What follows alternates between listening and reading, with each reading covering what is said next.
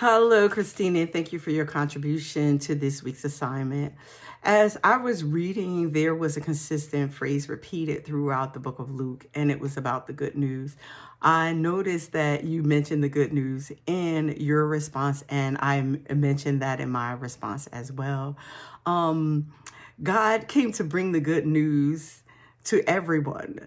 He came in the form of man so we can better relate to him, or so that man can better relate to God, or so that God can better relate to man. Even though Jesus wanted to bring the good news to everyone, he was passionate about helping the sick and the poor. This was evident in the narratives that Luke provided. We see it multiple times where he's going to homes, where he is helping the fishermen. They're not catching anything, and he just goes and makes it bountiful. So we are seeing these phenomena.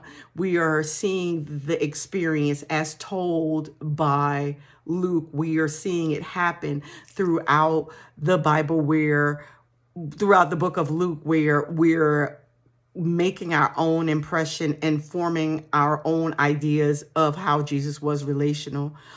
You pointed out that Jesus' purpose was to connect us relationally to God.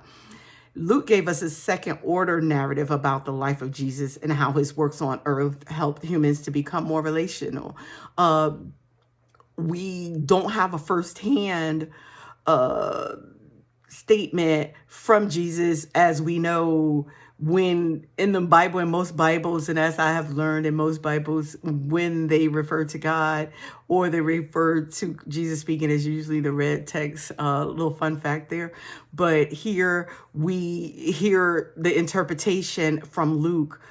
Jesus traveled to many locations and performed many miracles and wonders for many people. In regards to qualitative research, these stories would be considered to be collective case studies because there were multiple people who experienced the same event or the same type of events, which would be miracles, which would be healing. So they're not all the same thing, but they are occurrences. They are phenomena that can justify our notion that Jesus is in fact relational.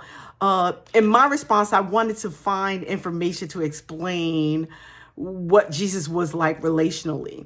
I wanted to start out with the basic information and build on the information to first confirm Jesus was relational and then provide supportive evidence to support my theory.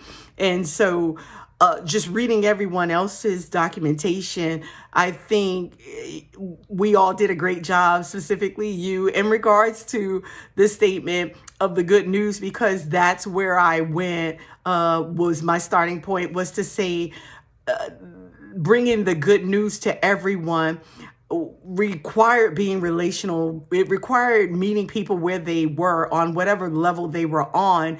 And we saw Luke do a great job at providing that information. Luke did a great job at explaining the great details of why Jesus is considered to be relational. And we can definitely incorporate that into a case study, into a narrative, into different methods of qualitative study. But in the 23 or 24 books of Luke, we definitely get a good notion that Jesus is definitely relational. And Luke provides the examples of why we can make that statement successfully. Thank you.